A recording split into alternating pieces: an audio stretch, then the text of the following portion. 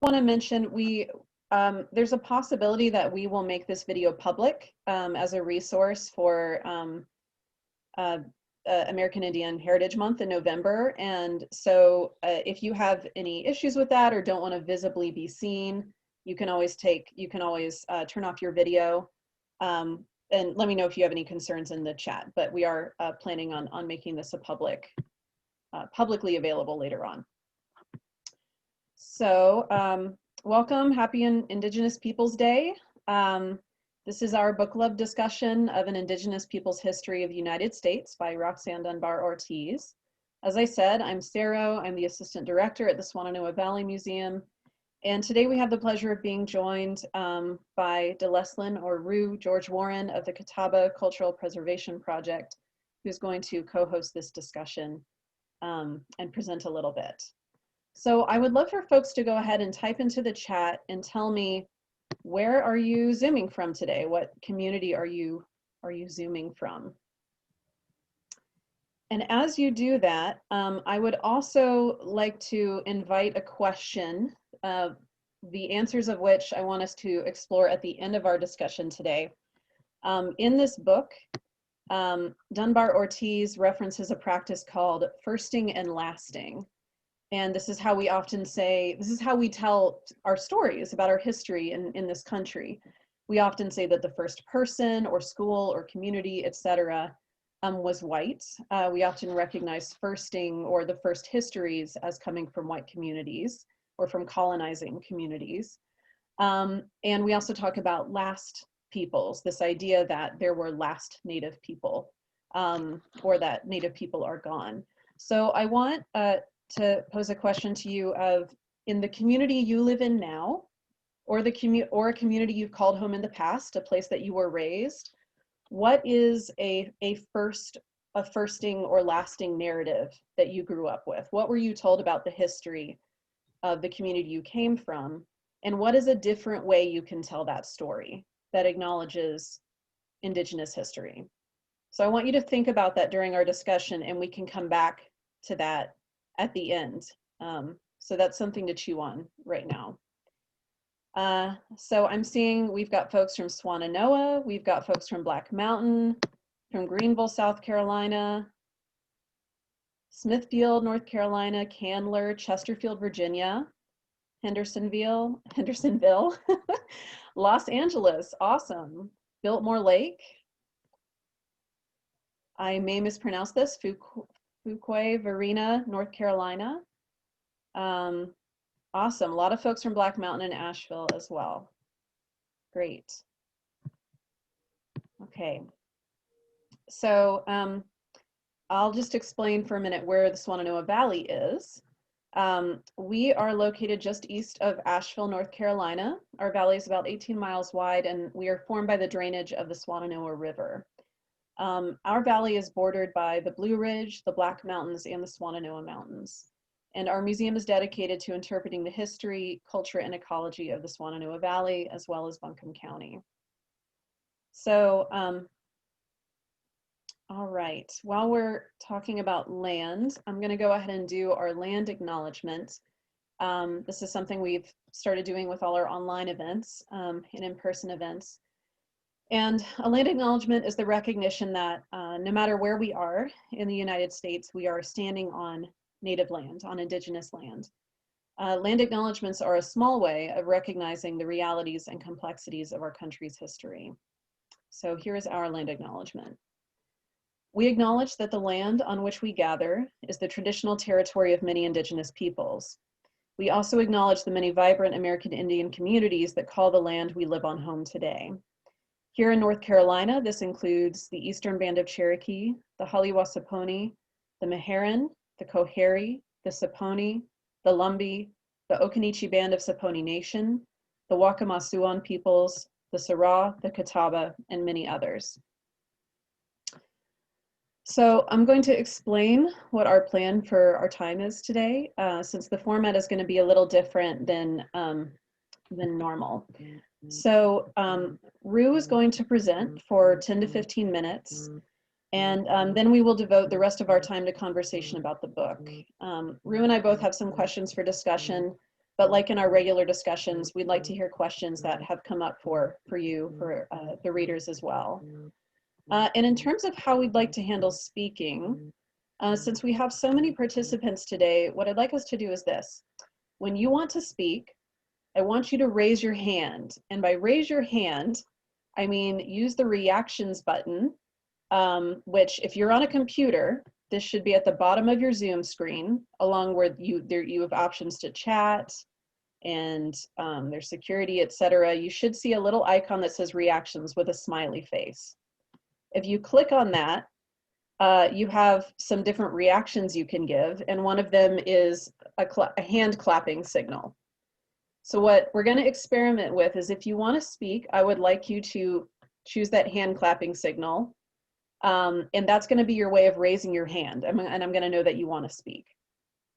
We're going to try doing that, and then I'll call on people sort of in the order that I see the hands. And I don't want this to be a way for people to feel more shy about speaking. I want you to feel enthusiastic about speaking and asking questions. And so please try and use that feature. If you don't feel comfortable using the feature, just use the chat feature and say, I want to speak, and I'll call on you that way. All right.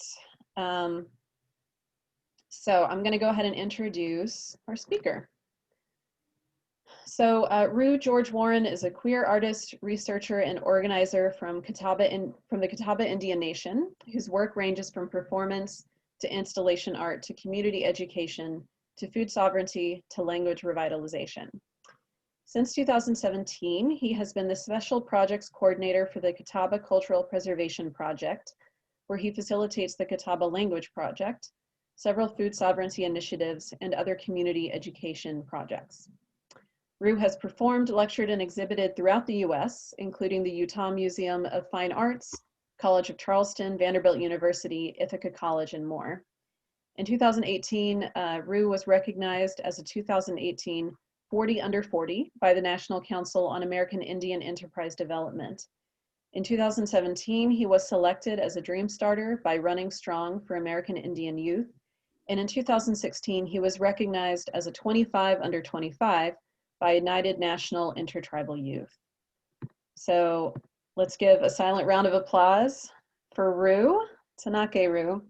Tanake niat Delasin Warren, niat nitemp Rue, Tatewa na Buck George, Yaksuna Wanda George Warren, Yaksuna Hatuye, Dr. Winona Hare, Ye Isware, Ye Katabare, Ye Kampi Sawachahare, Hawo Manu, Hawo Numti, Hawo Nemang, Hawo Manu Cherokee, Yawap Kuri. Hi, everyone. My name is Deleslin George Warren, which is my long legal name, but everyone calls me Rue, like kangaroo. I am a citizen of Catawba Indian Nation, and I'm going to share my screen with you while I finish my introduction. So like I said, Tanake, which means hello or howdy. I wanted to say Happy Indigenous Peoples Day to everyone. I gave you a brief traditional introduction in Catawba, and in Catawba, when we introduce ourselves, we usually talk about who our family is, because tribes are essentially large kinship networks. And so I told you who my grandfather was, Buck George. He was the first non-white college football player in South Carolina. He played for Clemson back in the 50s. I told you who my mother was. Also, my grandfather was the assistant chief for almost 30 years. My mom was our tribal administrator for about a decade. Here's she and we're presenting somewhere, and this was back when I did not have a beard and I was full of hope. I am a citizen of Catawba Indian Nation. We are the only federally recognized tribe in South Carolina and one of two in North Carolina, along with the Eastern Band of Cherokee. And in our language, we call ourselves Ye Isware, or the people of the river, because we say we've lived along the Catawba River since the world began. It's our oldest relation, and it's the heart of our life ways. I told you a little bit about what I do. I work, I think the best description of my work is Yankampi Sawacha, which in Catawba is a word that means artist and teacher. because if you are, for example, a potter, which is our oldest unbroken cultural tradition, if you're a potter, then you're also de facto a pottery teacher, right? So a lot of my work, I focus on art as education and how I can make education artistic. While I open it up to my colleague Cassidy to introduce herself and I begin the presentation, I wanted to invite y'all, if you're comfortable with the chat, to respond to this question, Ya Ye Ye Haniduk, which is, what is your water? Like I said, we identify ourselves as the people of the river, but when I was in South Dakota for Standing Rock, one of the lessons that I learned from the people there was that water is the thing that connects us all. So I'm really curious about what your home waterway is. So while people are thinking about that, Cassidy, do you want to go ahead and introduce yourself? Sure. Tenake, Teneyedo, Nia, Tapana Nehawi, Hey Bare, Nia Cassidy. Hello, my name is Dances Like a Butterfly, which is my Catawba name, but my name I go by on a daily basis is Cassidy. I'm not as well versed in the Catawba language as Rue, but my family history is quite as strong. I am the great-great-granddaughter of John William Brown, and him and his family, he was a chief during the 1800s, and his family was also, my family was also in charge of running the ferry that connected Lancaster to our reservation. So it's the number 5 bridge now. But if you look over the bridge, you can still see the remnants of the ferry. It was a single car ferry that was really sketchy. I wouldn't have trusted it with my car, especially back in the day when cars were really heavy. But yeah, so that's my history there, that tie. Awesome. And I am the programs coordinator and museum docent at the Cultural Center. So if you ever come in, when we do reopen, I will be the face you see. Awesome. Hello, Cassidy. And if you're interested in the Catawba Cultural Preservation Project and learning more, our website is catawbaculture.org. We also have an online store there where you can buy Catawba-made objects and Catawba-designed objects. All right, so we got a few minutes, so I want to hop right into it. The first is I want to give a big caveat, a big warning that I do not speak for all Indigenous people, I do not speak for all Native Americans, and I do not speak for all Catawbas. I'm just here to tell you a story about what I see when I look at the past and current reality of Catawba Nation and other Native nations. So let's start at the beginning. It's a very good place to start, and talk a little bit about the beginning of the United States, right? We could choose a couple of different dates, maybe the end of the Revolutionary War, maybe the signing of the Constitution, but most people identify it as when the Declaration of Independence was signed. So that was July 4th-ish, depending on what you mean by the signing of the Declaration of Independence in 1776, about 244 years ago. And one interesting thing about the Declaration of Independence, and I believe Roxanne mentions it in her book, is that there is a passage in there that specifically talks about Native Americans. Remember, the Declaration of Independence is basically a listing of grievances that the revolutionaries have against the king.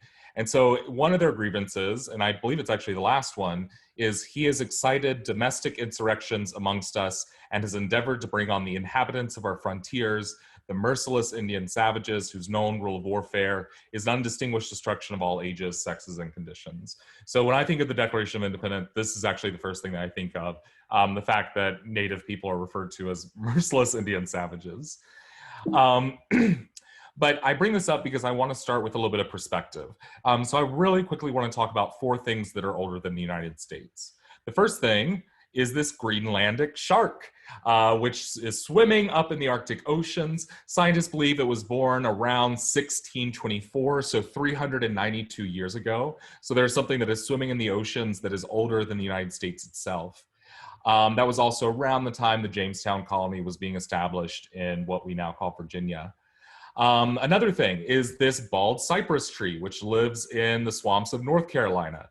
Scientists believe it was sprouted around 2,000, almost 3,000 years ago.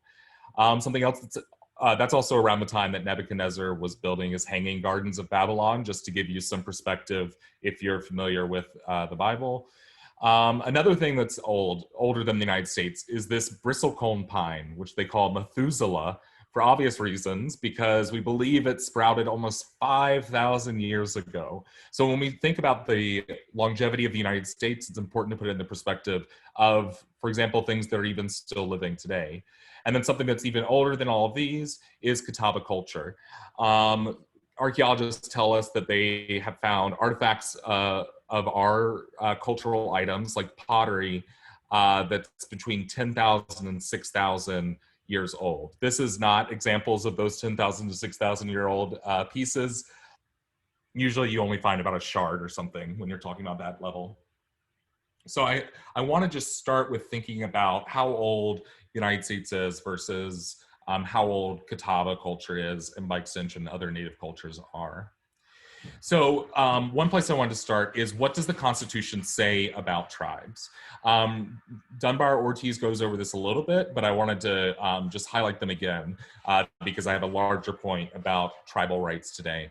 So the first place is in Article 1, which says only Congress has the power to regulate commerce with foreign nations and among the several states and with the Indian tribes. A lot of things are meant by this, but one really important thing is treaties, right? Treaties are how the United States regulates commerce with foreign nations. And so here the Constitution is putting tribes on the same level as foreign nations. Later on in Article 6, they say all treaties entered by the United States shall be the supreme law of the land. And when they wrote this, the newborn United States had 9 treaties with tribal nations and less than 4 treaties with European nations. So when the writers of the Constitution were thinking about treaty, they were specifically thinking about treaties with tribal nations along with treaties with European nations.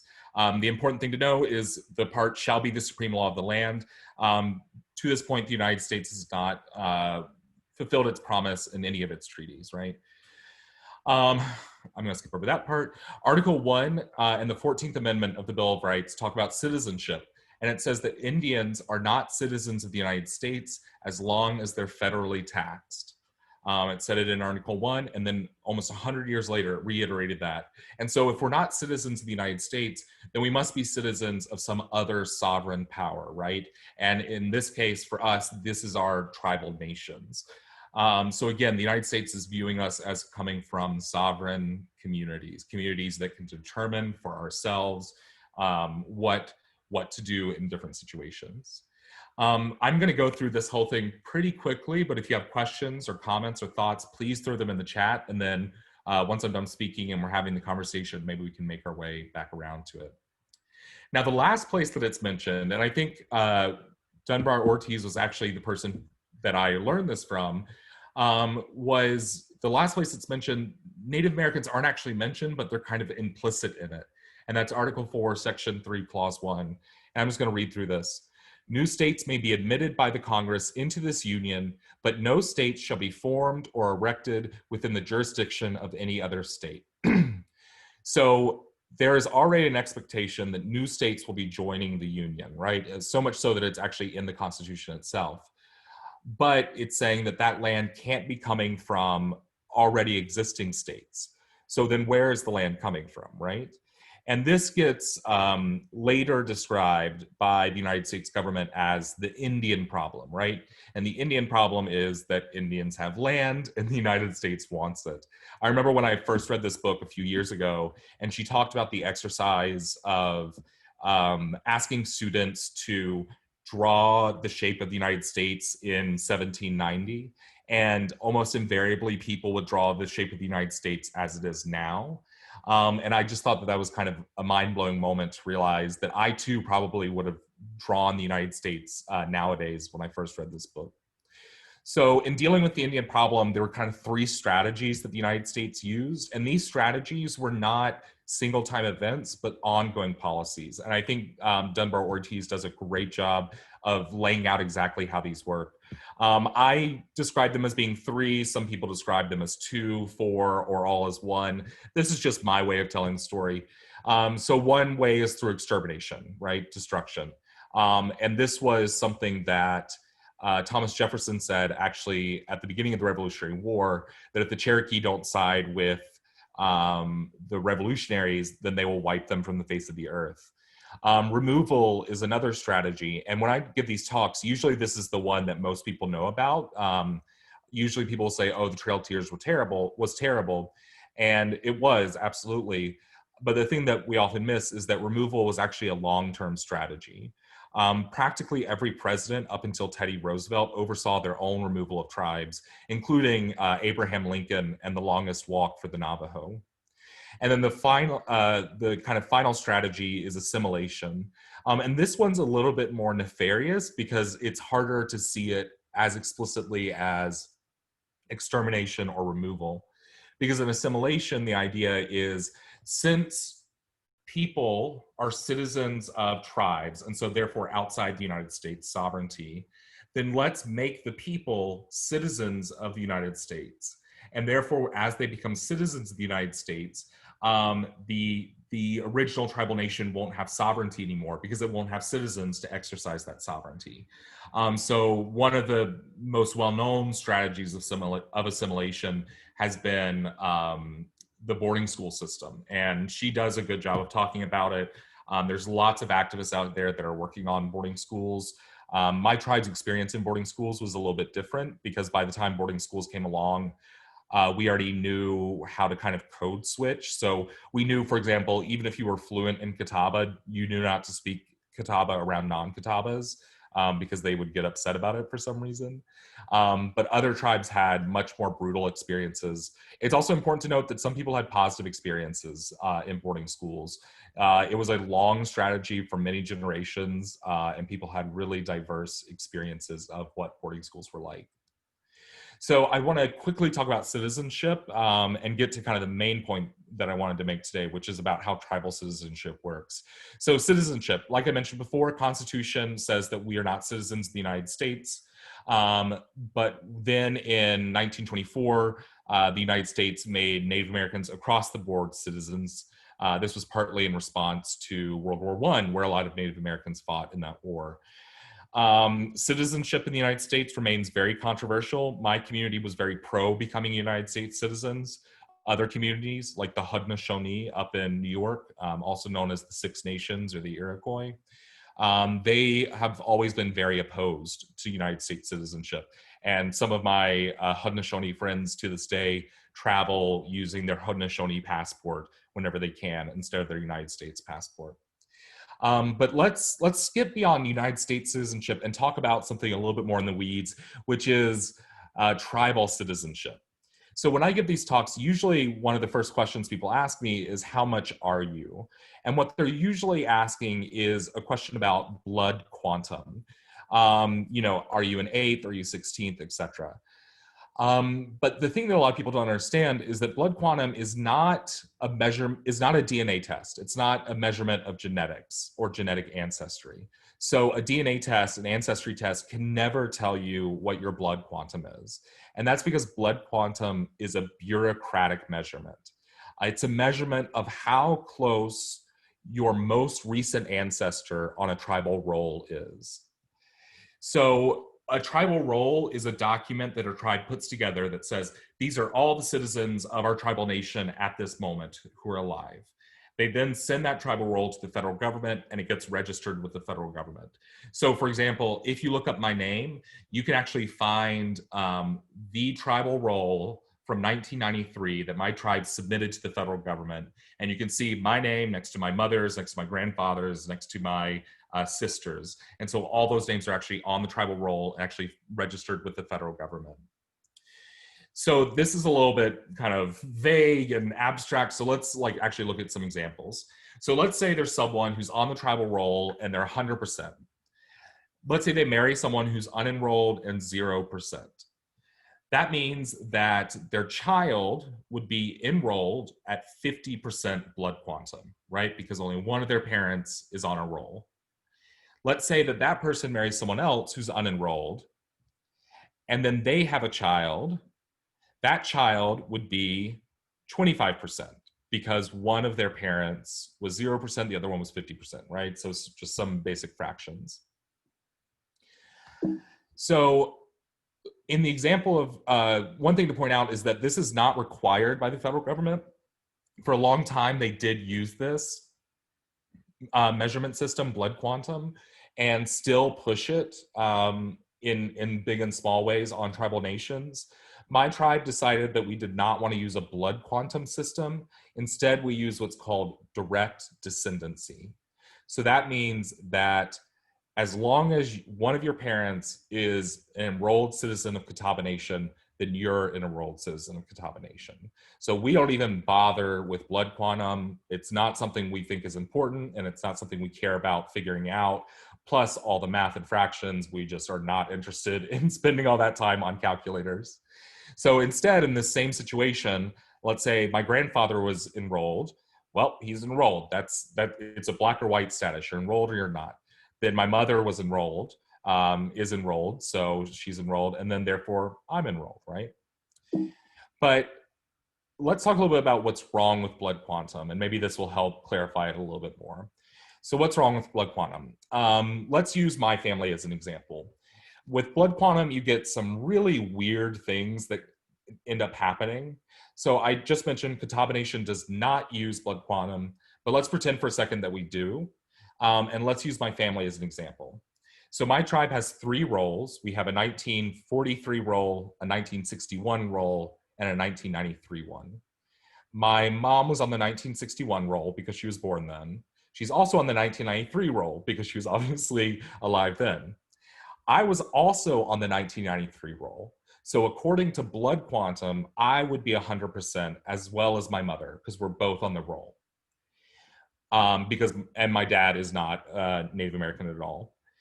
But then my little brother, Aiden, he would be enrolled, but only 50% if we use blood quantum, even though we have the exact same parents. Why is this? Because he was born in 1995, after the 1993 roll, which means that his closest ancestor would be our mother, right? And since my mother married a non-Native person, then his blood quantum would only be 50%, whereas mine would be 100% because I was actually on the roll. So you can have weird situations where 2 siblings with the exact same parents can end up having different blood quantum just depending on when they were born. And this becomes important because let's say we both have kids, right? His kids would be 25% if he married a non-Catawba, and my kids would be 50% if I had kids with a non-Catawba. And then that keeps happening over each generation. So it causes some weird things to happen. There's another situation where you could have all 4 grandparents enrolled in a tribal nation, and yet the grandchild is not eligible to enroll in any tribal nation. So for example, let's take this. Let's say there's someone who's enrolled and they're 50% Choctaw, and they marry someone who's enrolled in a different tribe, they're 50% Delaware. So their child would be 25% Choctaw and 25% Delaware. Now, usually tribes don't let you have dual citizenship. So first, this child would need to check the enrollment rules of each tribe, because some tribes have a 50% rule, some have a 10% rule. You just have to, depends on the tribal nation. But let's say she looked into it. She grew up around Choctaws, so she decided she wanted to enroll in Choctaw as opposed to Delaware. Now let's say there's someone else whose parents, one is enrolled 50% Kaw, and then their other parent is 50% Kickapoo. Again, they would be 25% Kaw, 25% Kickapoo. Let's say they decided to enroll Kickapoo, right? Now let's say these 2 people decide to have a child. This child may not be enrolled in any tribal nation despite having 4 grandparents and 2 parents who are all Native and enrolled in tribal nations, because then they would only be 12.5% Choctaw, 12.5% Delaware, 12.5% Kaw, and 12.5% Kickapoo, which means that depending on the rules for each tribal nation, they may not have enough blood quantum to enroll in any of those tribal nations. So this is a huge concern in Indian country, with many Native folks calling this a type of bureaucratic or paper genocide. Some tribes who have strict blood quantum rules have started hiring statisticians to look at how far into the future will their tribal roles start decreasing because of blood quantum requirements. And this is also a particular concern amongst Native Americans because we have the highest out-group marriage rate of any group in the United States, which means that of any group, we're the most likely ones to marry outside of our home community. And this is something we've always done. We've always been like the Cherokee, even though we've been enemies with them for a long time, we've also been making family with them for a long time. Tribes never existed as genetically isolated groups. We've always been marrying and making family across borders and boundaries. And because we continue that practice today, that means that over time, blood quantum will decrease in these tribal nations. And so what happens when there's no one else who's eligible to be a citizen of those tribes? What happens to the land? The United States gets the land. So this is a huge concern to a lot of tribes right now. Okay, last few seconds. So around identity, tribal identity is still really complicated because, for example, in that last example, even though that child couldn't enroll in a tribe, they may still be raised as Choctaw or Kaw or Kickapoo or Delaware. But then they still may not be able to enroll. And so they may not have the same rights as their cousins who are enrolled citizens. There's also the issue of people who left their communities at some point. But a question that comes up over and over again is why do some people, including Dunbar Ortiz, who's at one point claimed Cheyenne ancestry, at one point claimed just to be white, and at another point claimed to be Cherokee, why is it important to position themselves in this way? This is an excellent, excellent book. And I think it could have even been better if there was some more discussion around like positionality and her talking a little bit about what her experience is as a settler person writing about these issues. One example I give to people is it's similar to like if I have two British friends talking about Brexit, and then I interject myself and say, I have British ancestors. It's like not totally relevant because I am not British and I do not get to vote. So that is one way of kind of maybe thinking about that. So the reason that I spent so much time on citizenship and the Constitution is that tribal rights continue to be under attack constantly in the United States. Some of these rights that we have are, for example, the American Indian Religious Freedom Act, which in 1978 was the first time that Native Americans, our cultural rights were secured under the Constitution as the right to practice religious beliefs. So religious freedom for us has been very recent, which is one of the reasons why it's so painful when people take parts of our culture and use them is because we only very recently were able to practice a lot of these things. The Native American Graves Protection and Repatriation Act, which says that if a federally funded institution has Native American bodies or important pieces of culture in their archives, they are required by law to work with tribes to send those bodies back. Around the early 1900s, it was often said that there were more dead Indians in the vaults of the Smithsonian than there were live Indians on the continent. So this has been a really important law for us. The Indian Gaming Regulatory Act, which just talks about the right to make gaming or casinos.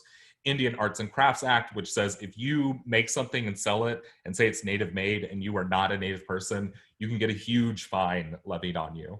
And then probably the most important and cherished one in Indian country is the Indian Child Welfare Act, which says that if a child from a tribal community is being removed from their home for DSS reasons, then the tribe is allowed to be involved in the placement of that child. And so they can say, first, we want to make sure that they're placed with close family. If not close family, We want them to be placed with another tribal family. If not another tribal family, then a family from another tribe. And only if none of those can be found can they be placed outside the tribal community. And this is really important because as boarding schools ended, the practice of removing tribal children from their homes and placing them with non-tribal families was incredibly common. Incredibly common. And so this law is really cherished by us. For example, one of my coworkers, she had some family members who were being removed from their home, and it was several kids. And the only reason that she was able to keep all 7 kids together and with her was because of the power that we had as a tribe through the Indian Child Welfare Act. But it seems like in the last decade or so, every single year, there's some sort of case that goes to the Supreme Court. And the argument is that these are unconstitutional laws because they're based on race. But they're not based on race. They're based on citizenship. They're based on the fact that we are citizens of sovereign tribal nations because the tribe has determined its citizenship requirements, and we meet those and have been enrolled by the tribe. So I just mentioned that because a lot of the time news coverage misses that detail of why we have these laws to protect our rights. So I believe that's the end of my talking portion. So I hope your minds didn't get overfull with all the information. I'm going to stop sharing and then hand it over to Sarah to facilitate the conversation. Yeah, thank you so much, Rue. I feel like that was a really good review of some key points from Dunbar Ortiz's book, as well as expanding on some things that Ortiz did not get to talk about as much. We did have one question come up in the chat related to your presentation that I'll go ahead and ask you. There was a question of, why would, with all these issues of blood quantum, why would any tribe continue to use blood quantum? And how easy or hard is it to choose not to use blood quantum as the Catawba have done? Yeah, so from the communities that I know that have blood quantum, I've heard a few different reasons. One is inertia. It's just really hard to change things like that. My tribe has been trying to change our constitution since I was a child, really. And we've still not been able to change it just because it's very, very difficult to get things like that passed. The other reason is because the United States has not fulfilled its treaty obligations to tribes and money is constantly a scarce resource. Tribes that have some substantive forms of revenue, like gaming tribes, are sometimes will be motivated by wanting to reduce the number of people who are benefiting from that pool of money. And I really identify that as a result of colonialism, a result of having to spend so many years in scarcity, that hoarding behaviors can sometimes creep in, and we see this in all communities. So that's another reason that blood quantum continues to persist in tribal communities, is wanting to sometimes protect fiscal interests. There's also a big issue, and I'm not at all an expert on this because my tribe doesn't do this, but there's a big issue of disenrollment in tribes, which is where the governing body of the tribe can actually disenroll citizens of their tribe. And this is happening in some tribes out west, and it's really, it's problematic for a lot of reasons, particularly for, sometimes those reasons are based on race, as has happened in some of the tribes that have freemen in them, which would be the descendants of people that were enslaved by the tribe. Some tribes have tried to disenroll freemen from their roles. Thankfully, the Supreme Court has pushed back against that. But other tribes have tried to disenroll people based on politics, just internal tribal politics. And so this is something that a lot of tribes are struggling with right now. Is in some ways we would like the federal government to kind of step in and say, no, you can't do this. But on the other hand, that's kind of undermining our sovereignty to decide how we want to do things within our tribal nation. Sorry, I kind of went on a No, that's really helpful. Thank you. Yeah, it's a really complex topic. I know that made me think of a few resources that I've been that I've read or been aware of recently for folks who want to do more digging, and I'll share this in the follow-up email as well. There's a book that was put out by the National Museum of the American Indian a while back called Indivisible. And this book is exploring experiences of Indian Afro identity and how complex that is. And part of what, it's a series of essays that share a lot of different perspectives, but part of what's explored is the freemen who traveled, in this case with the Cherokee, to Oklahoma, and their efforts to be citizens. So anyway, that book Indivisible is a really good resource. Yeah, it's a great book. And the one thing I like always want to emphasize with my talks is that I'm coming from a specific tribe. Within my tribe, I've been very privileged. And so I really encourage you to seek out lots of diverse Native voices. And particularly, I think it's important to find the voices of freemen, Native folks, and Black Indian folks, because they often get pushed aside when we talk about Native Americans. Yeah. And another resource I've heard about that I've not gotten experience yet is a podcast called All My Relations. Yes. I love it. I love it. Yeah, I've heard good things. And I know that one issue amongst many that is talked about through multiple episodes is blood quantum and citizenship and belonging, and what it means, like the many ways it can mean to belong to a tribe or to a nation. So yeah. So I know we don't have a lot of time for discussion, but I'm really glad we could devote so much time to Rue's knowledge and experience. And so a question I wanted to ask, very open-ended question, but I think a good place to go is, what is something new you learned from this book? What is something you didn't expect, or something that really surprised you? I'll go ahead and share mine while you're thinking, and if you want to raise your hand using the reactions. Oh, great. Okay, we have Carla. Let's go ahead and hear. Okay, we're going to hear from Carla, and then Mary, and then Larry.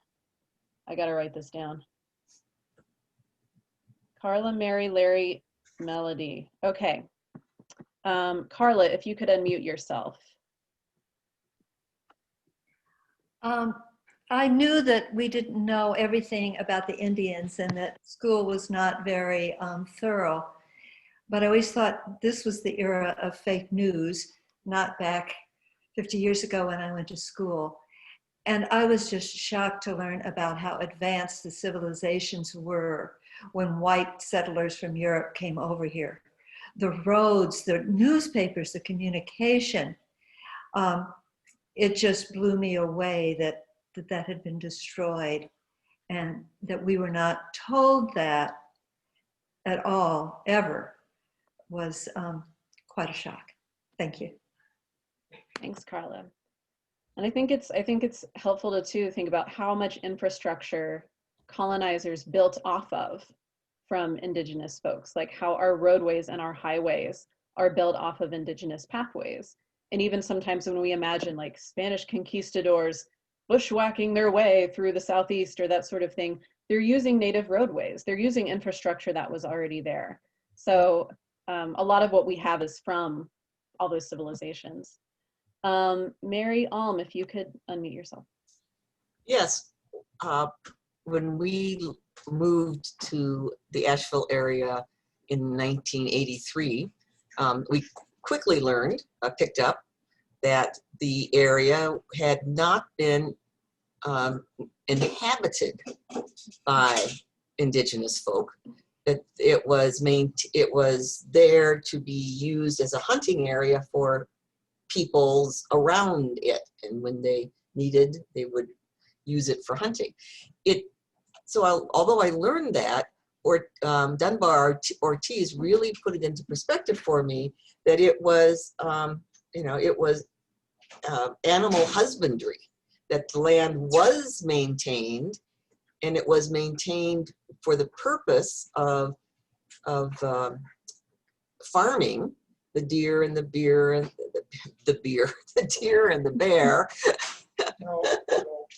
and and the turkeys and all of that. And that, like, oh yeah, of course. It was just that little brain thing of, it wasn't just left for people to use, it was intentionally created and maintained for the people to use. That's one of the things I learned. Wonderful, thanks, Mary. And I want to add too that I think Ortiz talks about this sort of she talks about how capitalism plays a huge role in all of these experiences from the last 500 years. And I think too, sometimes when we talk about, oh, it wasn't inhabited, it was just hunting grounds, I think there's something that's coming up there about like, oh, it wasn't being used, it wasn't useful from the Western perspective of exploiting land. And I think that is a way also of justifying, right, that settler colonialism. And by the way, there was a town, we do know there was a town in Asheville called Tokay, T-O-C-A-E, as well as towns in the Swannanoa Valley at various times. So let's hear from Larry Perlman, if you could unmute yourself, and after that it'll be Melody. Thanks, Sarah. Yeah, just the whole idea of colonialism was kind of a learning for me. You always think of the United States as being settled. We were colonized by the British, and then we removed their colonial chains and we were settlers.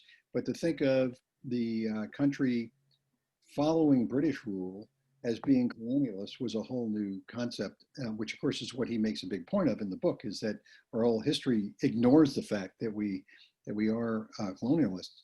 So that was one. And the other one was to look at, I always knew Andrew Jackson, Trail of Tears, he was really against the Indians, but to think of George Washington the same way, Lincoln the same way, Roosevelt the same way, that was news to me. And the heroes that we grew up with, Jim Bowie and Sam Houston and Davy Crockett and Daniel Boone, you knew that they had interactions with the Indians, but I never thought of them as like being Indian killers. They were out to go kill Indians.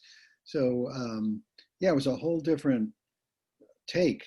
And having recently been in a book club with White Rage and experiencing what has happened with African Americans, and now to read this and look at the indigenous peoples of this country, it's very upsetting in a way and makes me very angry about what we've done in this country. Thanks, Larry. Melody? Oh, we got to unmute you. There you go. Okay. Hello. This is a brand new topic for me, but it's been on my mind for so many years. I want to learn lots about it, and I have a million questions because what you learn in school is what you learn in school, and it's very biased that the Indians were bad people and they wanted to take the land when in fact really Indians is not really the right word. I think that they thought they were living in India, right? And so it's really Native Americans, I guess. I'm not going to belittle everything because I'm not really that smart in this area. So I'm going to learn more about it. But I'm going fast forward to the 20th century. The two questions I wrote on the chat might be difficult to answer. But this is the press, and I learn a lot of things from, unfortunately, the press or things like that. They say, oh, those gambling casinos from Indian reservations, they're making millions, and you don't know.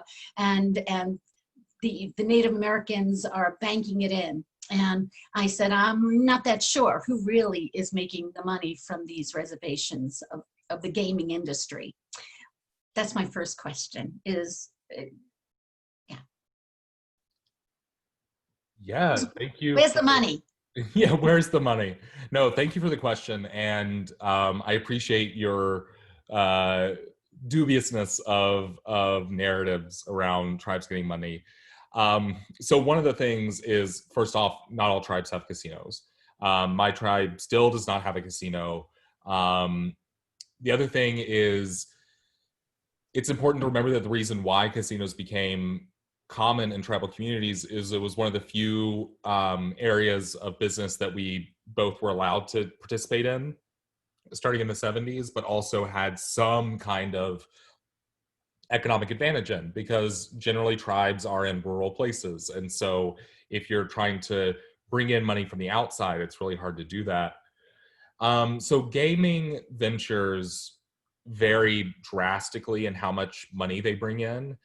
Usually the big determiner is how close you are to a metropolitan center or to an airport. And then what the agreement is with the company that's running it. So, for example, Hard Rock is a company of the Seminole Nation, and Harrah's is a company of the Cherokee Nation. And so it depends on how much money is going into upkeep and all that stuff. But that money that is coming from gaming then all that extra profit goes to tribes as what's called gaming revenue. And then the tribe can determine what they do with that money. There are some requirements on it. So for example, 40% is the maximum that you can give to what's called per capita, which is essentially a check in the mail from the tribe of your portion of the profits from that gaming venture. Maximum 40%. All of that money is taxed, by the way. It's as when it comes into your hand, you're then gonna have to pay the taxes to the federal government for it. Other places that money can go to is what's called services to tribal citizens, which would be, for example, a tribe can determine that they want to give all of their citizens excellent health care. That money is not taxed when it's used as a service for the tribe. Tribes can also put that revenue towards tribal government operations. They can put it towards donations to local government and donations to nonprofits. So that's kind of how the money flows. But if you wanted to talk about a specific situation, you'd need to look at the specific tribes. But I will say one concern that tribes have about casinos is when they're close to their tribal community or in their home reservation community, a lot of the time the people who are spending most of their time at the facilities are citizens of the nation. So some are concerned that it's more of just a circular wealth redistribution in some cases than it is bringing in tons of outside money. But on the other hand, a big study was done in California between 2000 and 2010, looking at tribes' health outcomes for their youth from before they started a casino and after they started a casino. And they saw decreases in obesity, heart disease, and diabetes in these young people. So there is some sort of benefit coming from casinos. But what I always say, as my tribe is looking at a casino right now, at a gaming venture right now, is we must remember that these have only been around for about 50 years. So we must think very strategically about how we invest these monies, because there is no guarantee that it'll even last 1, 2, or 3 more years from now, depending on what the federal government decides. Because again, this is what I hear in the press, that so many reservations have a high rate of poverty and alcoholism and drugs. And like, is that the norm of reservations, or is it maybe what the press sees? And most Native Americans are good citizens. Well, the rates of alcohol use, interestingly, are the same between Native Americans and other ethnic groups. There is a narrative that Native Americans are more susceptible to alcohol, which is just not borne out by any sort of genetics or medical research. The reason is, like most colonized people in the world, addiction is an outcome of poverty and colonialism, living through generations of trauma through the boarding school system. Those sorts of things do lead towards things that we might call social ills, right? Like alcoholism or domestic violence. I think what I find problematic about the press framing it this way is that at the same time that these things are happening, we have a lot of resiliency as well. Like, we talk about inherited trauma, but we also need to talk about inherited resiliency. Some tribes, particularly ones from out west who dealt with straight up massacres, they talk about them being the descendants of the Indians that they couldn't kill, that the United States couldn't kill. And so it's like sometimes they want to come to our communities to show off like how bad it is, how terrible it is. But then they don't take the next step and ask the community, So like, do you have solutions? Do you know what you want to do? And the answer is, we know what we want to do. We have so many ideas. I have like a literal binder of projects that I'm waiting to get started on in the tribe. It's just that money continues to be the barrier, money and resources. So I think whenever we hear those narratives about any community, about the problems, we must immediately think, okay, but what is the community's solutions? Because I guarantee you, if communities are living in it, they also are thinking about what they can do in response to it. Thank you. Thank you for those questions. Those really good questions. Here we go. So I know we're getting close on time here, and Rue, is it okay, Cassidy, is it okay if we go a little over time? Mhm. I know what your schedule is. Okay. I wanted to relate another question that came up in the chat, and then I wanted to have Rue have us talk a little bit about like what white people as allies can do, or non-native people as allies, what some opportunities are. And then I want us to talk a little bit about that that question I posed at the beginning of like, what are some different ways to tell the story of the place that you call home or the place that you grew up.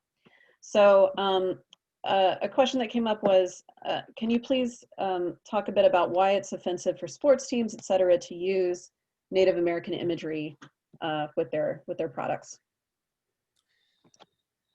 Yeah. No, again, I do not speak for all Catawbas. Some Catawbas have a very different idea about this than I do. And I will let them speak for themselves. But for me, there's two big issues. One is the message that it sends to Native Americans about who they are, and what Native Americans look like.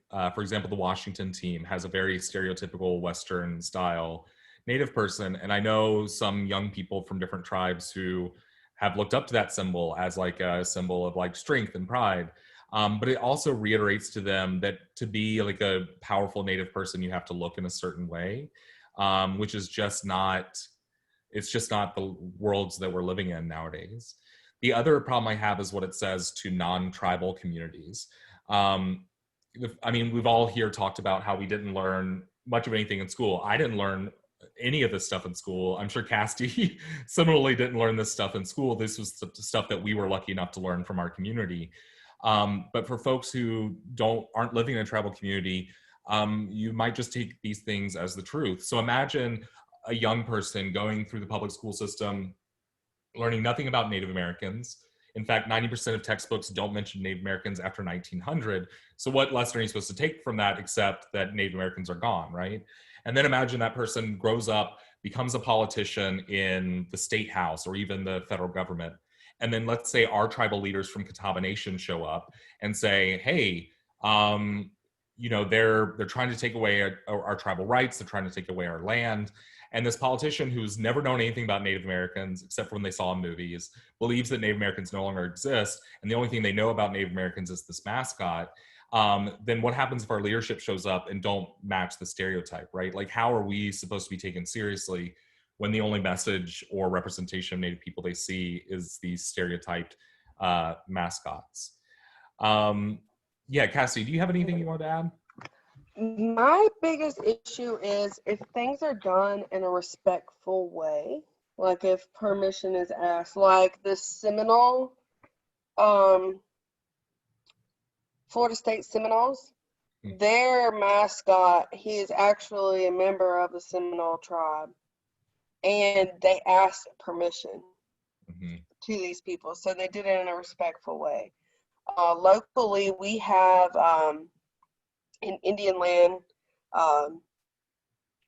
South Carolina, is a school, and their mascot is the Warriors, I believe. And at one time, they had our chief, who was Donald Rogers at the time, come out and designate their football field because they call it the reservation. So they wanted to do it in a way to honor us.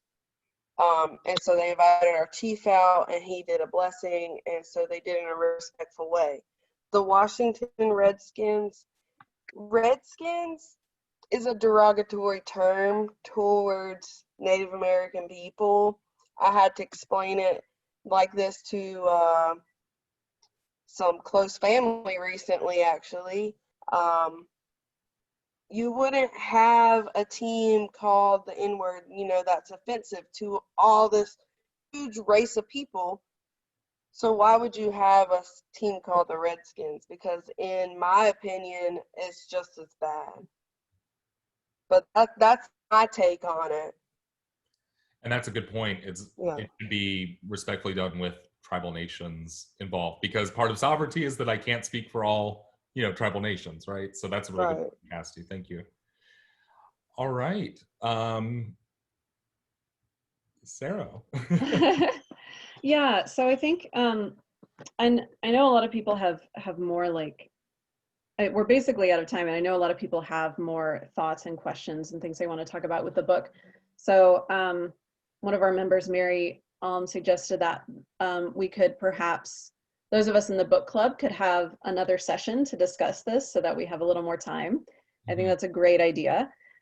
So I'm going to work on, just as an FYI to everybody, I'm going to work on setting up another time for us to continue this discussion. But that'll be I'll give the time, et cetera, in a follow-up email. With the time we have left, Rue, I was wondering if you could speak a little bit to ideas for, I know as a white person reading this book, there can be this sense of like, the understanding of the role that I play and the role that my ancestors have played in colonization and in settler colonialism. So curious about ways that white folks can be allies, which there's so many, but maybe if you could name a few thoughts. Yeah. I definitely get the unsettled feeling that you walk away with from this book. And what I think is brilliant about it is so much of United States history has been presented as something that is settled, that the boundaries of the United States have been determined, that they're settled, that they're not under dispute. So it's bound to be unsettling, right, to read that might not be the case, and that the United States may not be following its own constitution when it doesn't follow through on its treaty obligations. So first thing I would suggest is to not shy away from that, like to really, think through it and use it as a new tool for when people tell stories about your home community, about your family, about the United States, and allow it as an opportunity to think really critically. I think beyond that, I would recommend a salve to this book. I think it's an important book, and I think that if you're really deeply unsettled by it, I would recommend reading Braiding Sweetgrass next, because it's like a wonderful, beautiful hug, because she's really concerned about, okay, we're in this situation, how do we proceed forward? Which is the question that I'm most interested in personally. So a few things. First off, we all love beautiful things. And I know sometimes people are like, oh, I don't know if I should be buying this piece of pottery or this piece of art from a Native person. If we're selling it, we want it to be bought by someone. We want someone who will cherish it. So really support Native artists, because that is one direct way that you can support people who are not only continuing our cultural traditions, but are in all likelihood also teachers of that. So by supporting Native artists, you're supporting the whole community. Another way is when you have the opportunity to speak to politicians or candidates or anything like that, don't let Indigenous issues fall off the table. I've had several years in a row where candidates have asked me to try and get out the vote in my community, and my question to them is always, what are your policies for Indian country? What are your policies for us? Because we're always left off the ticket, as it were. So that's one thing that you can do just by asking a question, because if enough of us are asking the question, that eventually they'll hopefully listen to us. And then I think the third one, and this is probably the most intense one, is we've had people who have actually literally given land back to us. We've had a gentleman who's always been a part of our tribe's church community who passed away a few years ago. And in his will, he gave at least a portion of his land back to the tribe. And so I think one thing that we can't lose sight of is that this really is about land. And it's not just about land ownership, because that's not at all what we're saying either. It's about the right to practice our relationships with the land, the right for us to go hunt on our traditional lands, to gather on our traditional lands, but also our right to protect those lands. We saw it with the Dakota Access Pipeline. We're seeing it right now in Mi'kmaq Nation up in Canada. We saw it last year in Hawaii. You know, tribes are, if we're really concerned about environmental destruction, we must invest in tribes and tribal communities, because we've lived here for a long time and we know how to keep living here without destroying everything. So let's invest in tribal nations. I'll give you this one last example before we go. In 1886, which I think Roxanne Dunbar Ortiz talks about, there was a treaty with the Oceti-Sakowin, the Great Sioux Nations. And a few years later, Custer was killed. And then right after that, the United States forced these people back into an illegal treaty. I know it's illegal because the Supreme Court held that it was an illegal treaty because they were coerced into it. And in that illegal treaty, the Oceti-Sakowin had to give up their sacred Black Hills. They have never accepted that that was a real treaty. And so when they sued the federal government in the 60s and 70s, the Supreme Court ruled that they were correct. That was an illegally taken land. The United States responded by trying to give them money, and they said, no, we don't want the money, we want the land. And to this day, they haven't touched the millions of dollars that are sitting in that bank vault because they don't want to say, we accept this money for the land. And to this day, they're not even saying, we need to own that land. Their actual request to the federal government in the last few decades has been, we want to co-manage the land. We want to be at the table when you make decisions about what you're going to build on the land, what you're going to dig up on the land, how you're maintaining the wildlife on the land. So I think making sure that tribes are involved in all decisions related to land, considering if there's land that you can give back to tribal nations, supporting tribal artists, and supporting questions about tribes in political talk. I think those are some of the ways that you can support us. Awesome. Thank you, Rue. Thanks for all of that. Nice. Yeah, so I just, the last like 2 minutes here, if anyone wants to share, and we have few enough participants now, if you just want to unmute yourself, if anyone wants to share ways that you can tell the history of your place, of where you live or where you grew up, in a way that dispels that firsting and lasting narrative. What's an example of that? If you have one, please feel free to unmute yourself and share.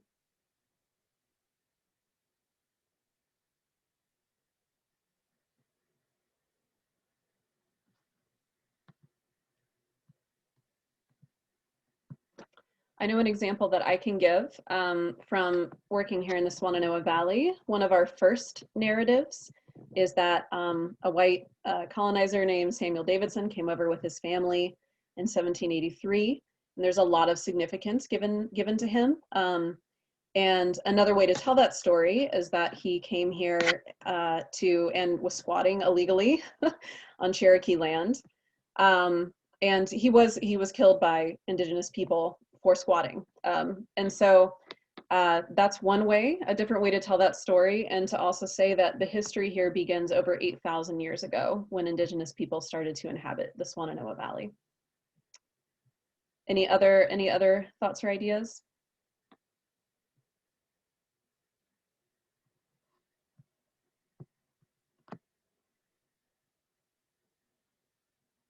All right, folks are being shy, but it's a good thing to think on. So I am going to mention just two, I'm going to mention a few events we have coming up real quick. We are celebrating Native American Heritage Month in November. So if this event was important to you, we are going to continue talks on some similar topics in November. On November 9th, Dr. David Moore is going to be talking about Indigenous resistance to Spanish colonization during the Juan Pardo expedition in the 1560s that spanned across the Carolinas. So this will be looking at like how the many different ways that Indigenous folks, including the early Catawba, negotiated with and ultimately wiped out Spanish colonization in the Southeast in the 1560s. And then we're going to have a talk from Dr. Brooke Bauer on Monday, November 16th, on how Catawba women have held and negotiated power during colonization in the 18th and 19th centuries. So I'll send links to those talks. Rue, That's did you? my cousin. Yeah, Dr. Brooke Bauer is Rue's cousin. So, but all family presentations here. So please join us for those. And thank you all again for being a part of this discussion. We're going to have another one soon. And thank you to Cassidy and to Rue for your time and energy and knowledge today. Really, really appreciate it. Let's do another round of applause. Yeah, Hello, Kuri. Thank you so much. Ooh. absolutely. So, I'm sorry, what was that? Goodbye. Goodbye. Yeah, thanks so much, y'all. And have a good rest of your day.